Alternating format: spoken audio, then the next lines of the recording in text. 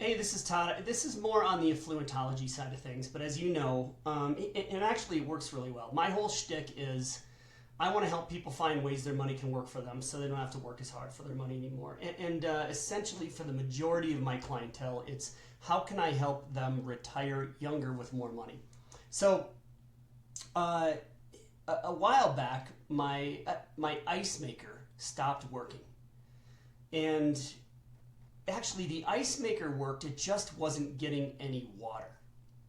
And so I could fix it by taking a water bottle, and I kind of had to condense it down. And as long as I could keep the little ice tray full of water, I'd have to actively add water every month or every time it emptied, and then it would create the ice. So the ice is my savings, right? I've got that much in reserves that I can use.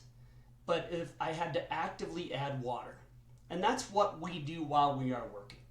We are actively adding to our pile that someday we're hoping will be enough. I would hope that I would have enough ice that I wouldn't run out, right? The problem with that is if I wasn't thinking constantly, I got to go add more water to the ice tray so it can continue to make more ice, because I use it. We drink a lot of water and use a lot of ice, I realized. Well, I needed to figure out how to get the water line to work without me actively putting water in the ice maker. And that is what passive income is. And literally, this is what I'm thinking about when I'm doing this, is like, this is an exact example of active retirement savings versus passive income savings.